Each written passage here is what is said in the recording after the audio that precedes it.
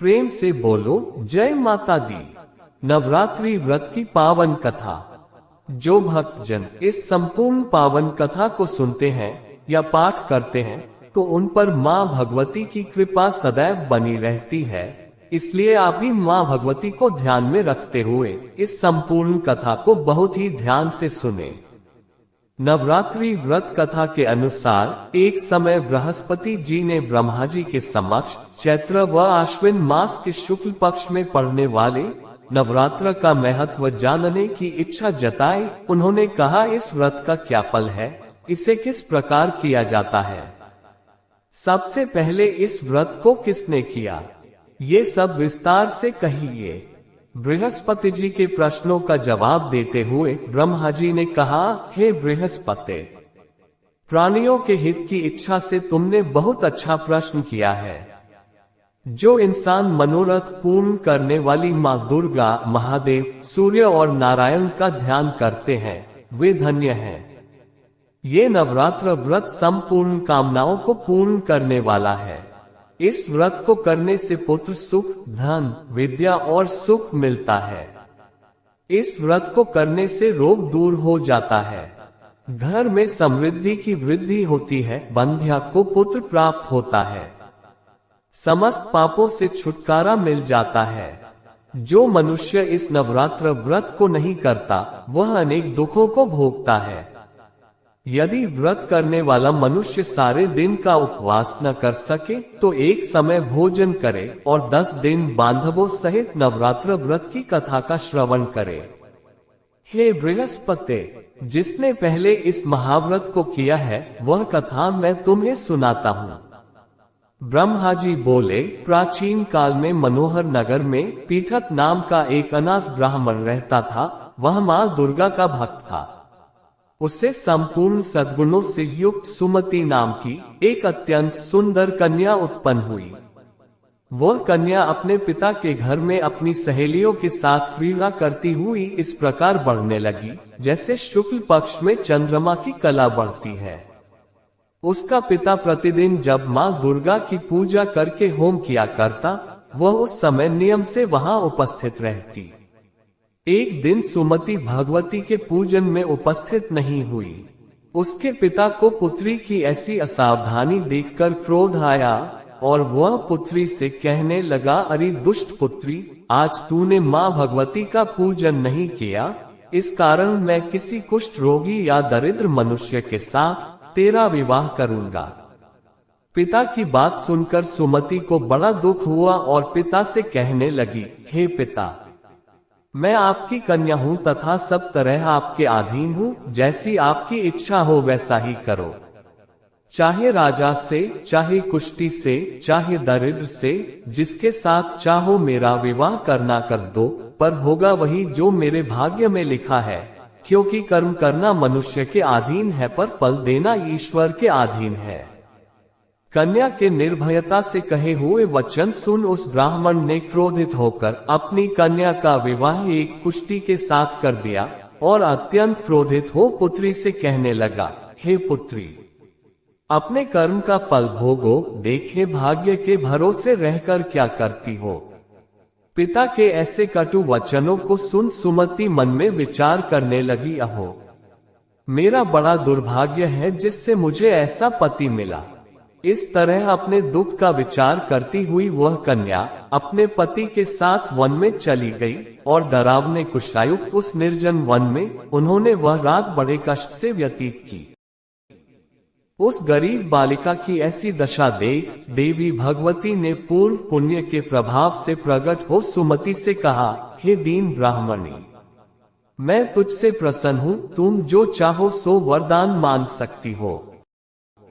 भगवती दुर्गा का ये वचन सुन ब्राह्मणी ने कहा, आप कौन है वह सब मुझसे कहो। ब्राह्मणी का ऐसा वचन सुन देवी ने कहा कि मैं आदि शक्ति भगवती हूँ और मैं ही ब्रह्म विद्या व सरस्वती हूँ। प्रसन्न होने पर मैं प्राणियों का दुख दूर कर उनको सुख प्रदान करती हूँ। हे ब्राह्मणी, मैं तुझ पर तेरे पूर्व जन्म के पुण्य के प्रभाव से प्रसन्न हूँ।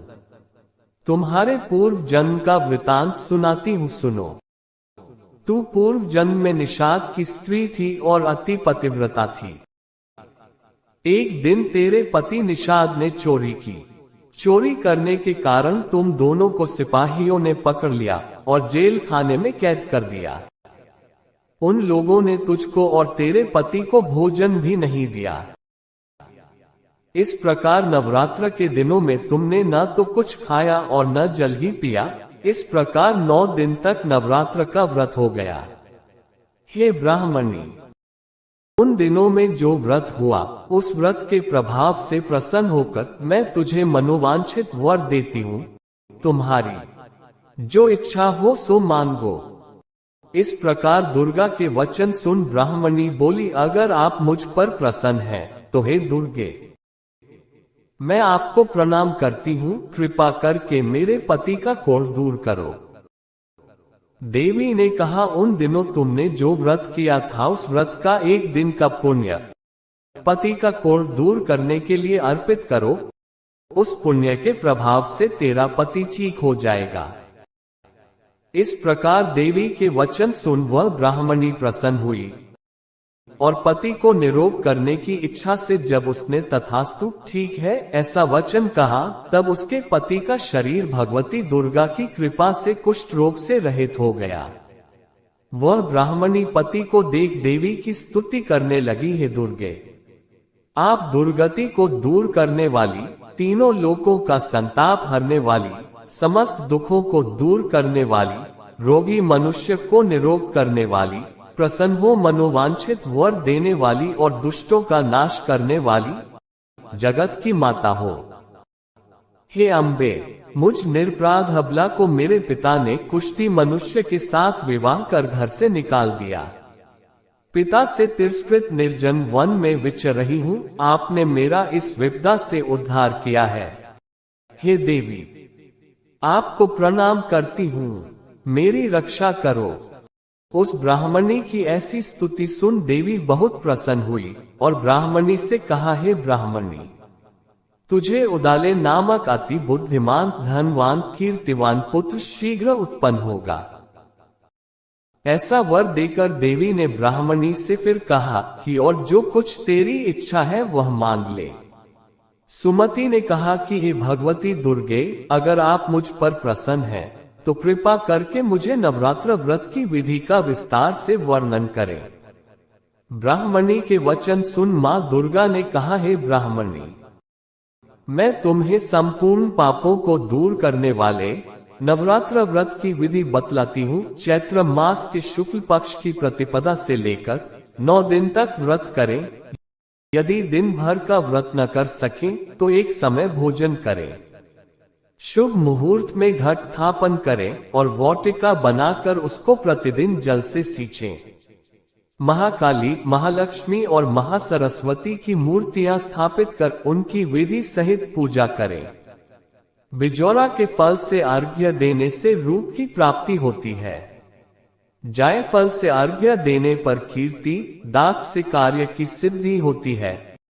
आंवले से सुख की प्राप्ति और केले से अर्घ्य देने से आभूषणों की प्राप्ति होती है।